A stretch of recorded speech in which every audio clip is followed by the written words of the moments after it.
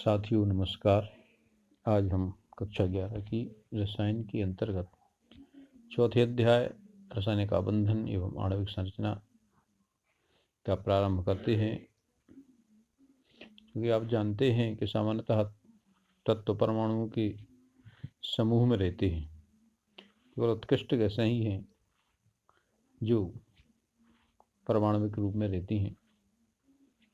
तो इन परमाणुओं को आपस में जुड़े रखने के लिए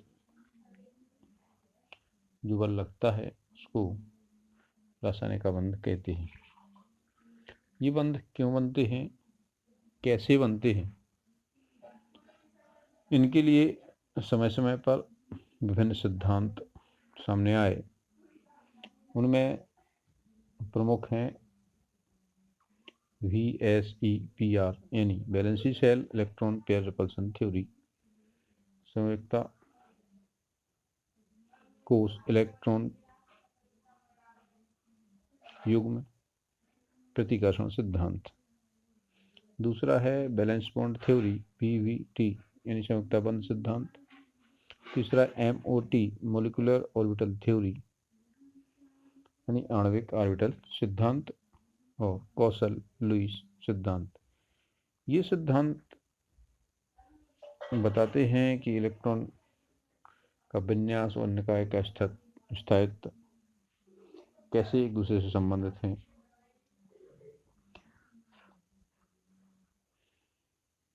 इनके अनुसार प्रत्येक निकाय स्थायित्व प्राप्त करने के लिए अपनी ऊर्जा को कम करने का प्रयास करता है। यह आबंधन यानी जो रासायनिक आबंधन है, ये ऊर्जा को कम करने का प्राकृतिक तरीका है।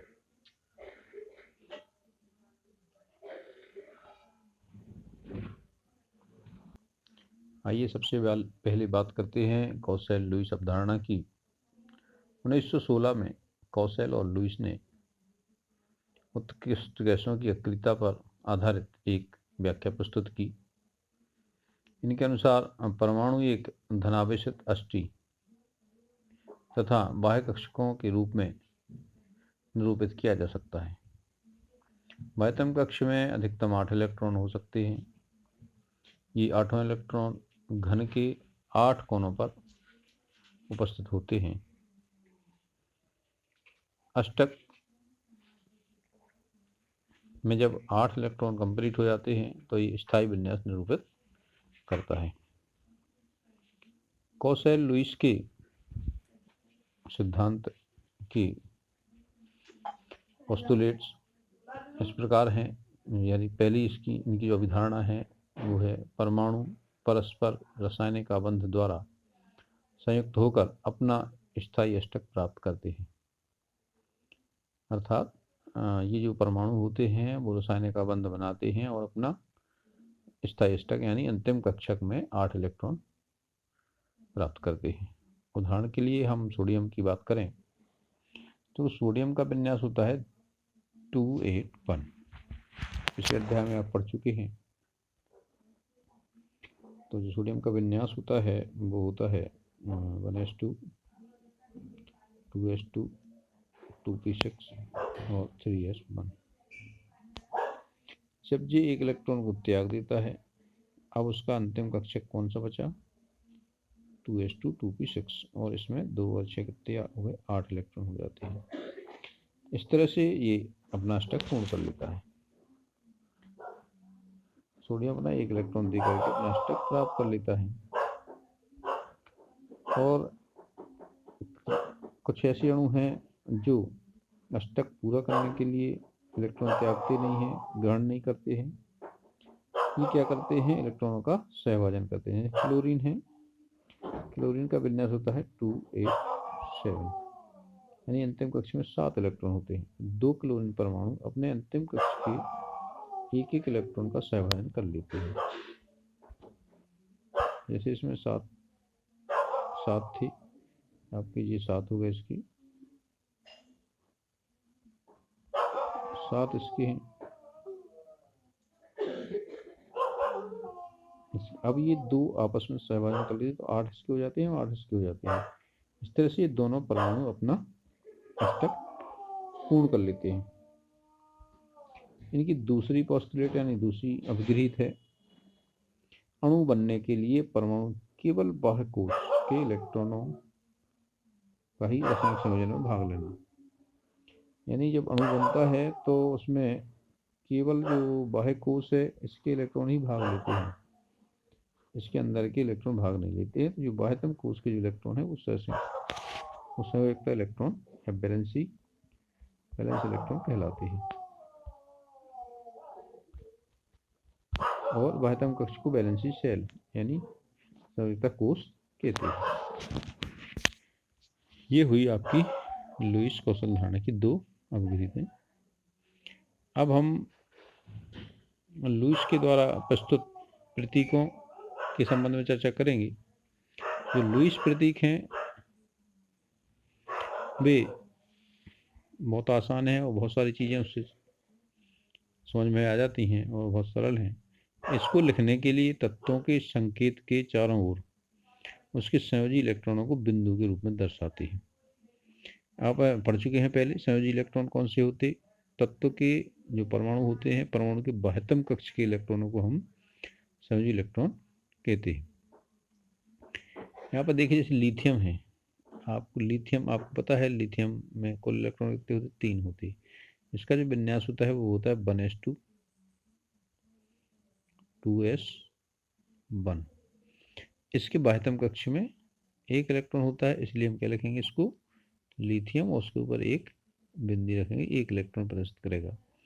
बेरिलियम में 4 इलेक्ट्रॉन होते हैं, तो इसका विन्यास होता है 1s2 और 2s2। इसके अंतिम कक्ष में 2 इलेक्ट्रॉन होते हैं, इसलिए हमें केवल बेरिलियम पर 2 इलेक्ट्रॉन दर्शाना होंगे। बोरोन में 5 इलेक्ट्रॉन होते हैं, बोरोन का विन्यास होता है 2 और 3, यानी 1s2 2s2 और 2p1। तो इसके लिए हमें क्या करना होगा, बोरोन के चारों ओर 3 इलेक्ट्रॉन रख देंगे। कार्बन में क्या है, कार्बन में आपके 6 इलेक्ट्रॉन हैं, तो कार्बन का विन्यास हो जाएगा 1s2 2s2 2p6 2p2। तो बाह्यतम कक्ष में कितने इलेक्ट्रॉन हो गए, 4 इलेक्ट्रॉन। तो कार्बन का संकेत C लिखेंगे, उसके चारों ओर 4 बिंदु रख देंगे, तो 4 इलेक्ट्रॉन प्रदर्शित करेंगे। नाइट्रोजन का परमाणु क्रमांक 7 है, तो ये हो जाएगा 1s2 2s2 2p3। बाह्यतम कक्ष में 5 इलेक्ट्रॉन है, तो नाइट्रोजन का संकेत N और उसके चारों ओर 5 बिंदु रख देंगे। इसी तरह से ऑक्सीजन का अंतिम कक्ष में 6 इलेक्ट्रॉन होते हैं, इसलिए ऑक्सीजन का संकेत O लिखा और O के चारों ओर 6 इलेक्ट्रॉन दर्शा दिए। फ्लोरीन में 7 होते हैं अंतिम कक्ष में इलेक्ट्रॉन, तो फ्लोरीन F लिख के उसके 7 कर दिए, चारों तरफ 7 इलेक्ट्रॉन। नियोन में 10 इलेक्ट्रॉन होते हैं, यानी 2 8। इनके अंतिम कक्ष में 8 इलेक्ट्रॉन होते हैं, तो हम नियोन के ऊपर चारों तरफ 8 इलेक्ट्रॉन 8 बिंदु के रूप में दर्शाते हैं। तो जो लुईस संकेत हैं, इनको देख करके ही हम सामान्य संयोजकता बता सकते हैं। देखिए किस तरह बता सकते हैं, जिनमें 4 से कम इलेक्ट्रॉन हैं उनकी संयोजकता इलेक्ट्रॉन की संख्या के बराबर ही है। लिथियम है 1 हो जाएगी, बेरिलियम की 2 हो जाएगी, बोरोन की 3 हो जाएगी, कार्बन की 4 हो जाएगी। अब इनको और 4 से ज़्यादा वाले हैं, इनको हम 8 में से घटा के बता सकते हैं। 8 में से 5 घटाओ 3 हो जाएगी, 8 में से 6 घटाओ 2 हो जाएगी, 8 में से 7 घटाओ 1 हो जाएगी, और ये 8 है तो 8 में 8 0 हो जाएगी इसकी। इस तरह से लुईस संरचना देख करके हम उसकी संयोजकता ज्ञात कर सकते हैं। अब आप जानते हैं कि परमाणु इलेक्ट्रॉन त्याग करके धनायन बनाते हैं और इलेक्ट्रॉन ग्रहण करके ऋणायन बनाते हैं और अपने अपने अष्टक पूर्ण कर लेते हैं। अच्छा, साथ में आपको पता है धनावेश और ऋणावेश, इनके मध्य आकर्षण होता है। तो इनके मध्य जो आकर्षण होता है उसके फलस्वरूप जो बंध बनते हैं वो वैद्य संयोजक बंध या वैद्य संयोजक बंध, इलेक्ट्रो वैलेंट बॉन्ड कहलाती है। इस संयोजकता को वैद्युत संयोजकता यानी इलेक्ट्रोवैलेंसी कहते हैं। यानी जो इलेक्ट्रॉन त्याग करके धन आयन बनाते हैं और इलेक्ट्रॉन त्याग ग्रहण करके ऋण आयन बनते हैं, धन आयन और ऋण आयन दोनों एक दूसरे को आकर्षित करते हैं और नया बंध बन जाता है। इस आकर्षण को ही हम वैद्युत संयोजक बंध कहते हैं और संयोजकता को वैद्युत संयोजकता कहते हैं। ये जो संयोजकता है, सरल शब्दों में कहना चाहें तो इलेक्ट्रॉन के आदान प्रदान के द्वारा जो बंध बनता है वो वैद्युत संयोजक बंध कहलाता है।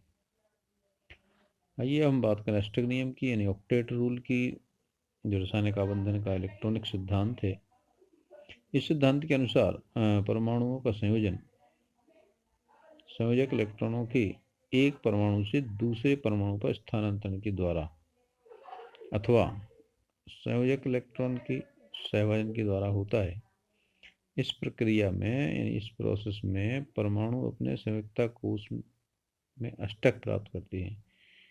इसी ही अष्टक नियम कहा जाता है। यानी जो प्रोसेस होती है परमाणु का आदान प्रदान की हो या सहभाजन की हो, इसके द्वारा जो संयोजन होता है उस प्रोसेस में परमाणु अपने संयोजकता कोश के अष्टक को पूर्ण करते हैं। ये अष्टक नियम के रूप से जाना जाता है। आइए हम बात करें सहसंयोजी आबंध की, कोवेलेंट बॉन्ड।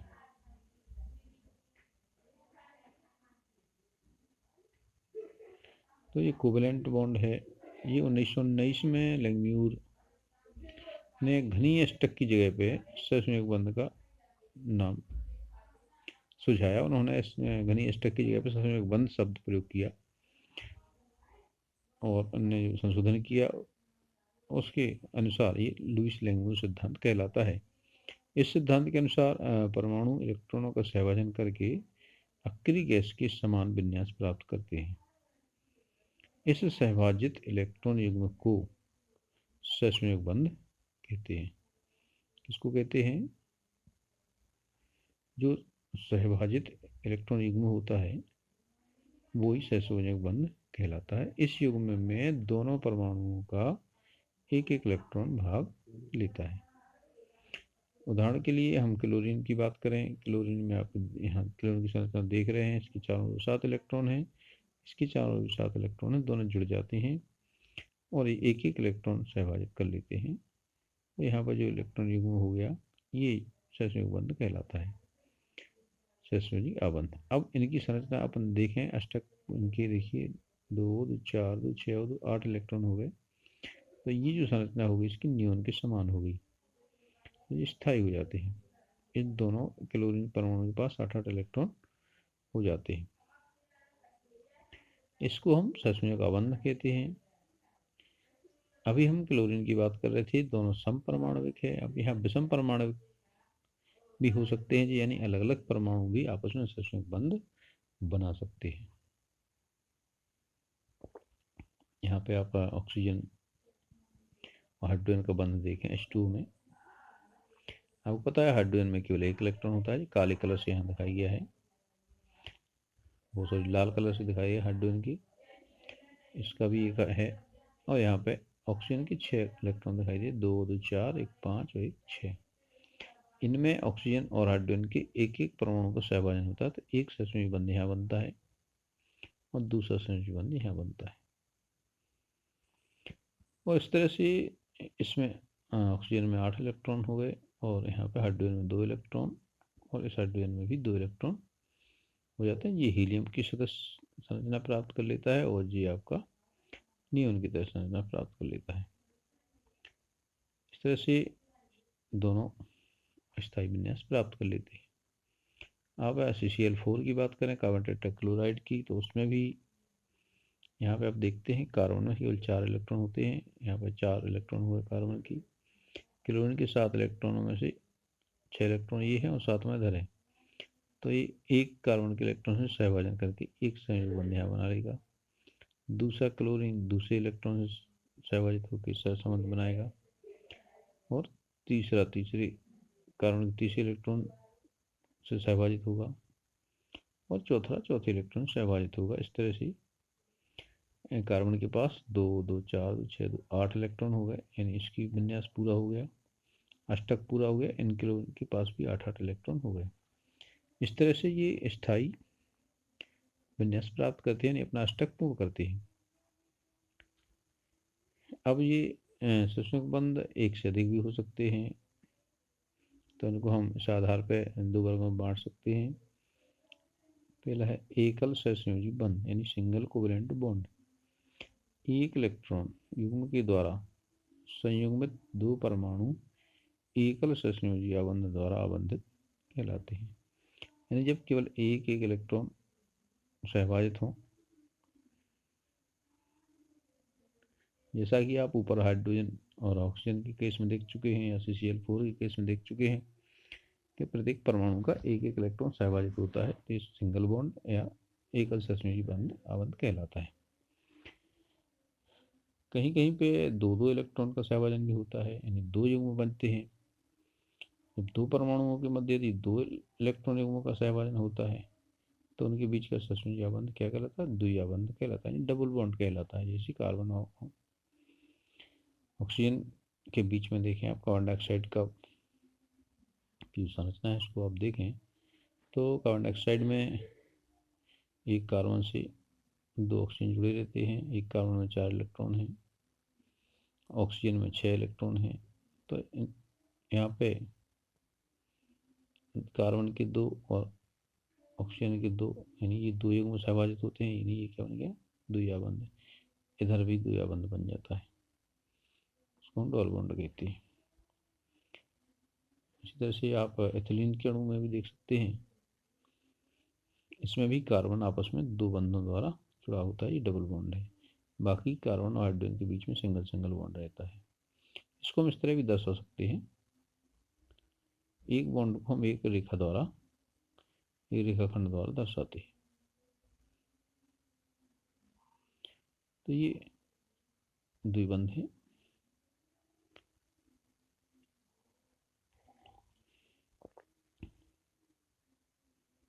अब आइए बात करते हैं